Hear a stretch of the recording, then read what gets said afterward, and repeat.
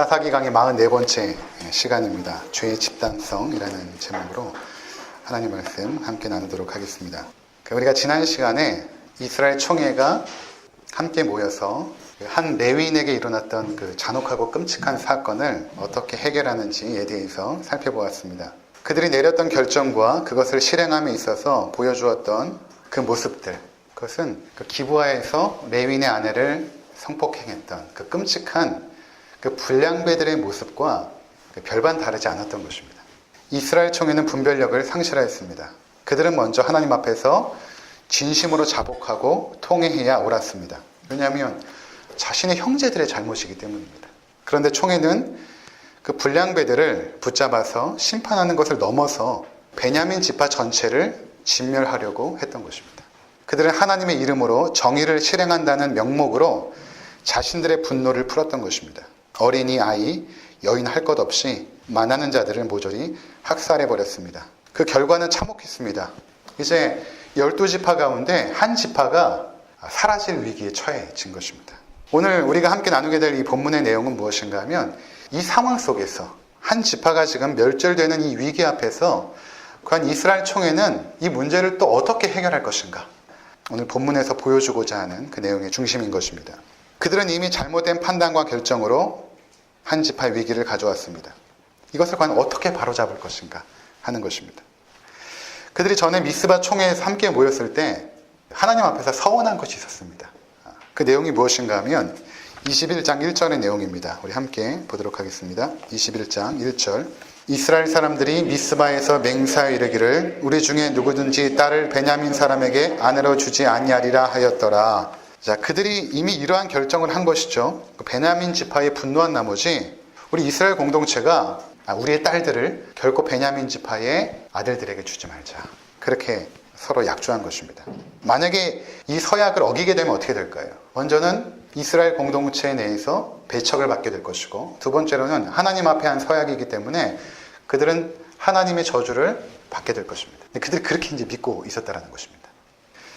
자, 그런데 지금 상황이 어떻게 되었냐 하면 자신들의 잔인한 학살로 인해서 베냐민 사람이 다 죽고 전쟁할 때 도망친 이 군사 600명만이 남은 것입니다. 이렇게 되면 그 결과는 뻔하죠. 베냐민 지파는 그 세대를 마지막으로 멸절되는 것입니다. 이것은 하나님과 역사 앞에서 돌이킬 수 없는 치명적인 죄악으로 남게 될 것입니다. 방법이 하나 있는데 가나안 여인과 혼인을 시키는 것인데 이것은 하나님께서 엄격하게 금하신 것입니다. 여러분이라면 이런 상황에서 어떻게 과연 결정을 하시겠습니까? 내가 이스라엘 총회의 일원으로 참여했다면 이러한 위기 상황을 과연 어떻게 타개 나가시겠습니까? 그런데 이제 앞으로 전개되는 상황은 참으로 충격적입니다. 그들은 먼저 베델에 올라가서 이제 하나님 앞에 섭니다. 2절에 한번 보시면 백성이 베델에 이르러 거기서 저녁까지 하나님 앞에 앉아서 큰 소리로 울며 그들이 통곡하기 시작합니다. 정신을 차려보니까 돌이킬 수 없는 악행을 저지른 것입니다. 그리고 4절에 보면 또 이렇게 말합니다. 이튿날 백성이 일찍 일어나 거기에 한 제단을 쌓고 번제와 화목제를 드렸더라.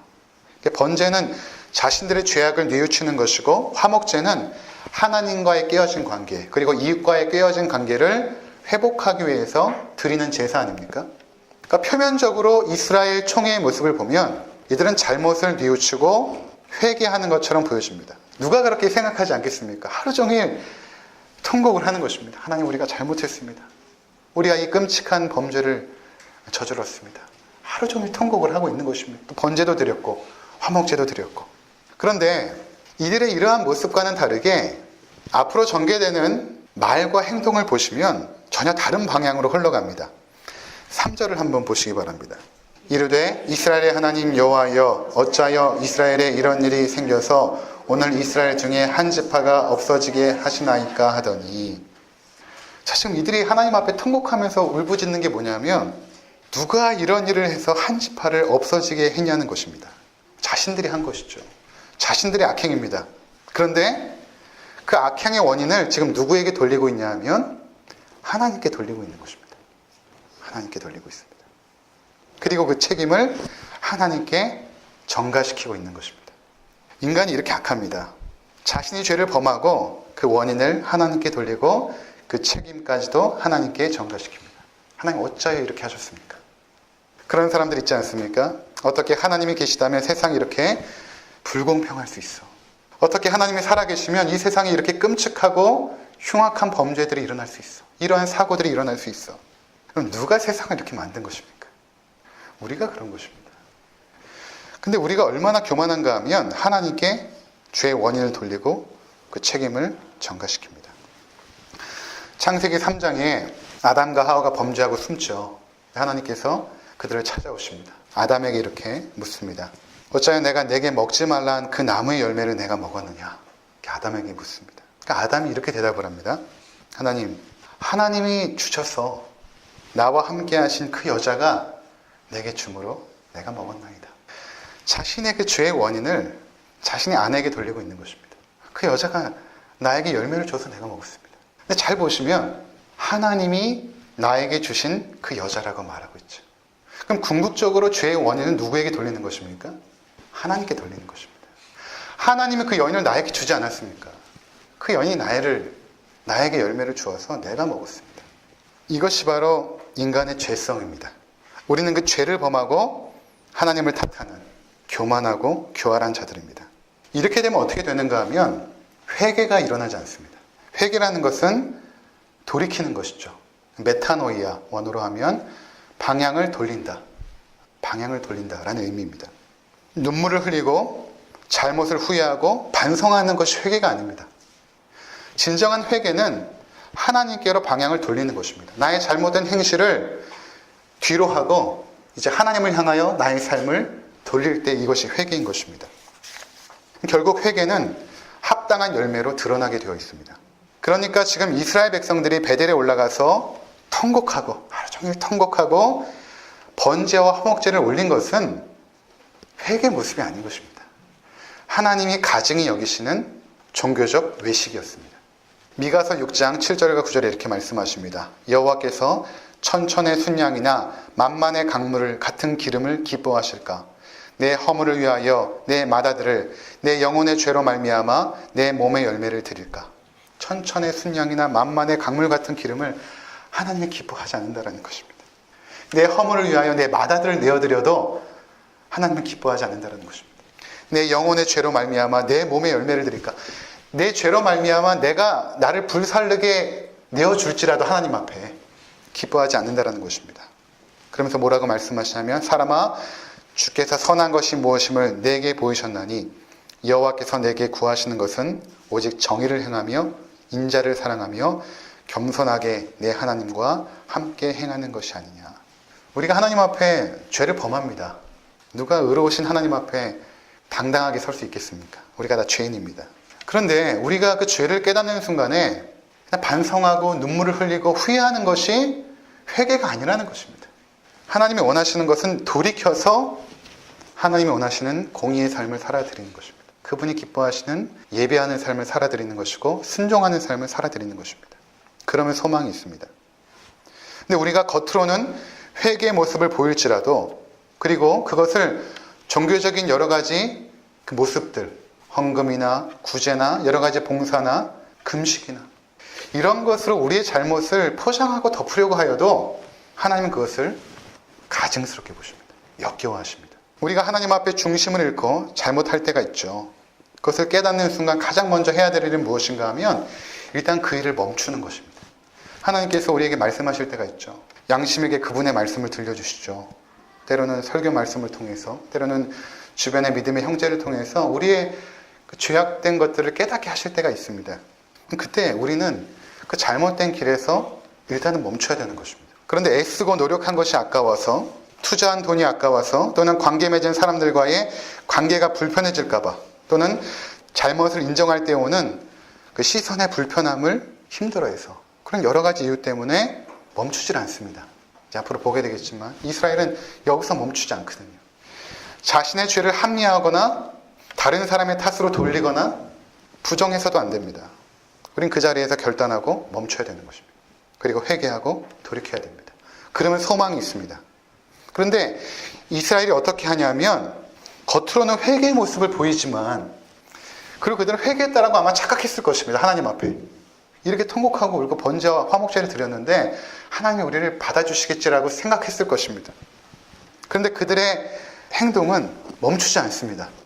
그들은 하나님을 의지하기보다 자신들의 지혜를 모아서 난관을 헤쳐나가려고 시도를 합니다. 그래서 그들이 모여서 첫 번째로 내놓은 해결 방안이 무엇인가 하면 이스라엘 총회에 올라오지 않은 족속을 찾는 것입니다. 우리가 여기 다 모였는데 올라오지 않은 족속이 있느냐 찾기 시작합니다. 그리고 그 족속을 찾아서 군사 22,000명을 보내고 거기에 있는 모든 사람들을 학살하고 여인들을 납치하는 것이었습니다. 한번 볼까요? 7절에서 12절. 그 남은 자들에게 우리가 어떻게 하면 아내를 얻게 하리요? 우리가 전에 여호와로 맹세하여 우리의 딸을 그들의 아내로 주지 아니하리라 하였도다. 또 이르되 이스라엘 지파 중 미스바에 올라와서 여호와께 이르지 아니한 자가 누구냐 하고 본즉 야베스 길앗에서는 한 사람도 진영에 이르러 총회에 참여하지 아니하였으니 백성을 계수할 때 야베스 길앗 주민이 하나도 거기 없음을 보았음이라. 회중이 큰 용사 12,000명을 그리로 보내며 그들에게 명령하여 이르되 가서 야베스 길앗 주민과 부녀와 어린아이를 칼날로 치라. 이 야베스 길앗 마을은 굉장히 조용하게 평온하게 사는 마을이어서 이러한 것에 그렇게 요동하는 그 민족이 아니었거든요. 그냥 조용하게 살아가는 민족, 그 족속이었습니다. 근데 거기에 가서 어떻게 하냐면 주민과 부녀와 어린아이를 칼날로 치라. 자기 동족입니다. 자기 형제들입니다. 그리고 11절에 너희가 행할 일은 모든 남자 및 남자와 산 여자를 진멸하여 바칠 것이니라 하였더라. 그들이 야베스 길앗 주민 중에서 젊은 처녀 400명을 얻었으니 이는 아직 남자와 동침한 일이 없어 남자를 알지 못하는 자라. 그들을 실로 진영으로 데려오니 이곳은 가나안 땅이더라. 잔혹한 동족 간의 학살이 진행이 됩니다. 더 잔인한 것은 처녀들만 남기고 다 죽인 것이죠. 그럼 그 처녀들이 베냐민 지파의 아내로 주게 되는데 이 여성들에게는 얼마만큼 큰 상처가 남았을까요? 자기가 보는 앞에서 자기 형제들이 죽어갔고 자기 부모가 죽어갔습니다. 그리고 자기들은 노예처럼 질질 끌려가서 베냐민 지파의 아내로 팔려버린 것입니다. 이것을 누가 결정했는가? 이스라엘 총회가 결정한 것입니다. 인간들이 지혜를 모아 합리적 결정을 한 결과가 이것입니다. 여러분, 우리가 착각하는 것 중에 하나가 인간이 이성적이고 합리적이어서 우리가 함께 모여서 지혜와 힘을 모으면 아주 합리적인 결론에 도달할 것이라고 믿습니다. 이것이 착각입니다. 1967년에 미국 캘리포니아 큐벌리 고등학교 교사 론 존스는 역사 수업 시간에 이제 홀로코스트 장면을 학생들에게 이제 쭉 가르치면서 그것을 이제 아이들에게 설명을 했습니다. 근데 학생들이 이해를 하지 못하는 거예요. 왜 이해를 못하냐면 선생님 어떻게 그 당시에 나치는 10%였고 90%의 대부분의 국민들이 그 나치의 홀로코스트를 막지 못했나요? 그러니까 선생님이 이제 난감한 것입니다. 아무리 설명해도 아이들이 이해를 못하니까. 그래서 한 가지 제안을 합니다. 실험의 명칭은 제3의 물결, The Third Wave 였습니다. 이 주제로 이제 실험을 하기 시작합니다. 어떤 실험이었냐면, 이 학생들과 함께 하나의 실험을 하는 것이죠. 먼저는 공동체의 상징으로 깃발을 하나 만듭니다. 파도 모양의 깃발을 하나 만들어요. 그리고 구호를 만들었습니다. 통일된 구호였습니다. 그리고 통일된 격려 방식을 가르칩니다. 그리고 공동체의 회원증을 만들어서 그 정체성을 갖게 하였습니다. 그리고 어떤 아이들에게는 십자가표가 있는 회원증을 주어서 공동체의 질서를 유지하는 갈매기 군단이라고 불렀습니다. 이 실험은 첫날부터 엄격한 규율을 만들었습니다. 예를 들어서 의자 앉을 때도 차렷 자세로 앉고 대답을 할 때도 3단어 이상을 넘기지 않고 짧게 대답하고 끝에는 항상 존스 선생님이라는 말을 붙여야 됐습니다. 그 실험이 진행되는 그 첫날부터 학생들이 뭐라고 얘기하기 시작했냐면 선생님 저는 이 느낌이 너무 좋습니다. 이 어디에 소속된 느낌이 너무 좋습니다. 마치 새로 태어난 것 같습니다. 우리는 지금 이 파도 모임이 너무나 자랑스럽습니다. 그러면서 첫날부터 단합하기 시작하였습니다. 학교의 조리사는 이들을 위해서 파도 모양의 쿠키를 만들어서 이들을 격려하였고 학교 교장도 이들이 만든 그 파도의 그 격려를 하기 시작했습니다. 존스 교사는 이러한 학생들에게 너희는 다른 사람보다 우월하고 반드시 성공할 것이라고 격려하였습니다. 처음 30명으로 시작한 운동은 셋째 날 200명으로 늘어났습니다. 넷째 날이 되자 이 존스는 실험이 자신의 통제에서 벗어난 것을 알았습니다. 그래서 종료해야겠다고 마음을 먹었습니다. 왜냐하면 학생들이 이 프로젝트에 급격히 연루되었고 그들의 충성은 무지막지했습니다. 아이들이 예를 들어 스포츠를 하는데 회원증이 없으면 출입을 금지시키고 자신의 회원으로 가입하기 위해서 때로는 폭력도 행사하고 협박하기도 하고 회유하기도 하고 고등학생들이 그렇게 하는 것입니다. 그러니까 선생님이 이제 위협을 느낀 것이죠. 실험으로 시작한 이것이 자신의 통제에서 점점 벗어나 버린 것입니다.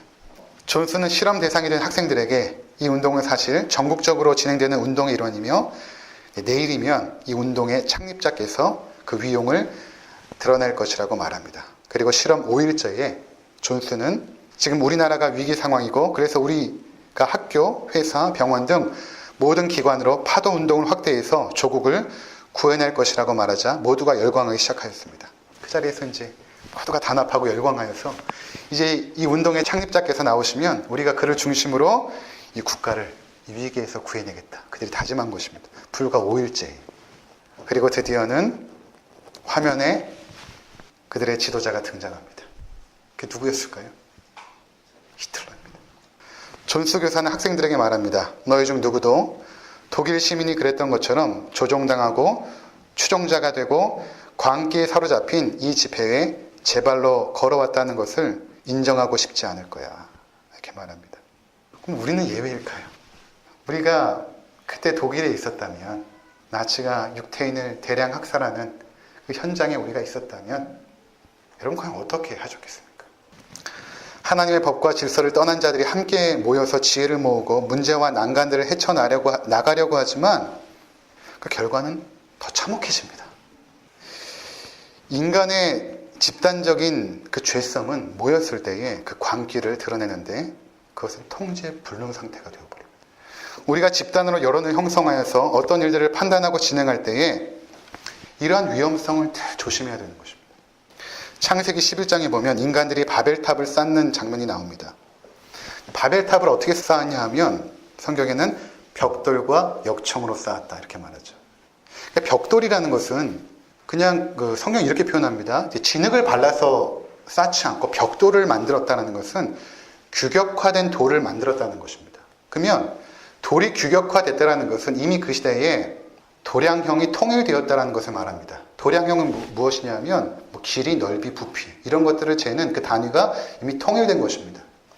인간이 왜 이런 도량형을 통일시키냐 하면 인간이 집단을 이루고 그 집단을 통제하고 다스리기 위해서 도량형을 통일시킵니다.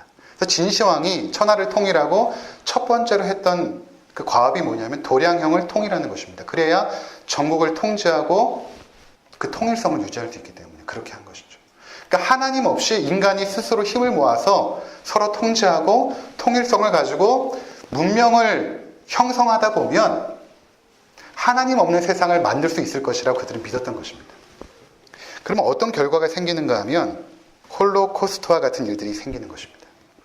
한때 인간이 과학 문명이 막 발전하면서 유토피아를 꿈꾸던 시기가 있었습니다. 이렇게 과학이 발전하고 우리가 인간 이성을 개발하고 지혜를 모으면 우리가 유토피아를 이룰 수 있을 거야. 그렇게 생각하던 시점에 세계 1차 대전과 2차 대전이 일어났습니다. 전쟁은 인간의 집단적인 죄가 얼마만큼 악할 수 있는가를 보여주었던 것입니다. 우리 민족은 불과 60년 전에 형제끼리 총칼을 겨누었던 슬픈 역사가 있습니다. 우리가 일제의 만행을 규탄하지만 베트남전에 참가한 한국군도 민간인을 학살하는 잘못을 범했습니다. 인간의 집단적인 죄악은 멀리 갈 것도 없습니다. 얼마 전에 인천의 한 중학생이 아파트에서 추락하여 죽은 사건이 있었습니다. 남학생 3명과 여학생 1명이 같은 동네에 살고 있던 초등학교 동창생 A군 14살입니다. 인천광역시 연수구 청학동의 한 아파트로 불러내어서 집단으로 폭행한 뒤 추락시킨 사건입니다. 경찰 조사 결과 이미 이 A군은 이미 폭행을 당하여 죽은 것입니다. 근데 이것을 자살로 위장하려고 아이들이 거기서 빌어서 떨어뜨린 것이죠. 중학생들이 이렇게 한 것입니다. 죄가 집단성을 띌 때 무서운 것입니다. 자신의 죄가 집단 속에 숨겨질 것이라고 착각을 하죠. 내 탓이 아니라고 착각을 하는 것입니다. 집단 속에서 내가 죄를 범하면 이것은 내 죄가 아니라고 착각을 하는 것입니다. 숨어버리는 것이죠. 그래서 우리는 자꾸 어떤 일을 하냐면 그들을 개별화시킵니다. 이것이 이스라엘 총회가 한 일이죠. 그 불량배들이 그 악행했던 그것이 너희들의 잘못이기 때문에 너희를 진멸하겠다라고 나섰는데 그거보다 더 악한 행위를 지금 이들이 하고 있죠. 그러니까 우리가 그들을 중학생을 숨지게 한 아이들을 개별화시키고 분석하기 시작하죠. 그들은 어떤 과정에서 성장했고 그렇게 죄를 범할 수밖에 없는 이유들을 막 대서 쟤들은 악한 아이들이야. 우리 아이들은 그렇지 않아. 이렇게 개별화를 시켜서 마음의 안정을 찾죠. 아니에요.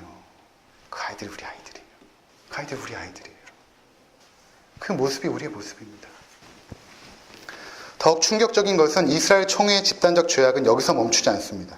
그들은 200명의 처녀가 모자른 것입니다. 이것을 어떻게 충원할까를 또 결정을 합니다.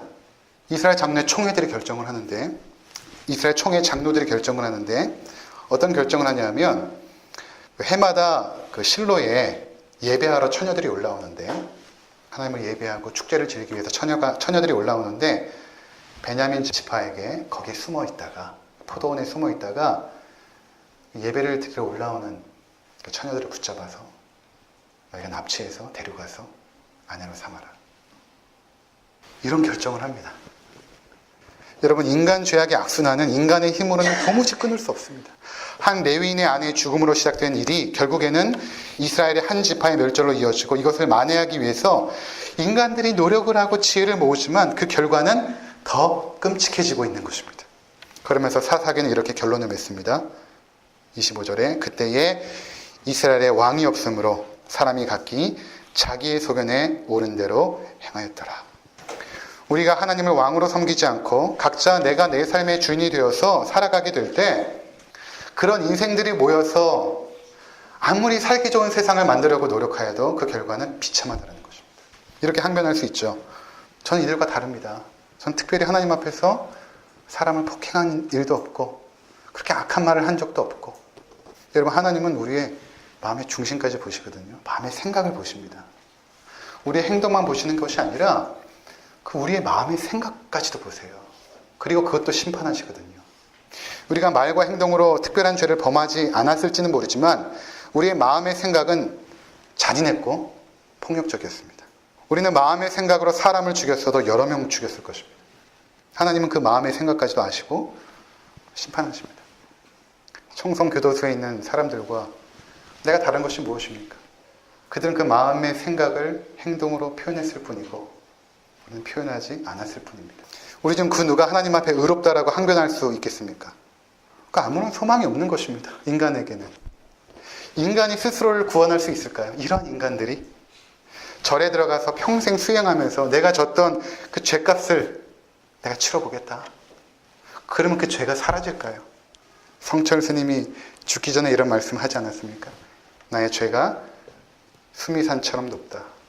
그렇게 청렴하게 살았던 그분도 나의 죄가 수미산처럼 높다. 그 죄를 해결하지 못했던 것입니다. 여러분, 신앙생활 오래 하시면서 여러분 좀 변화되셨습니까? 사실 별로 변한 것이 없습니다. 노력은 하죠.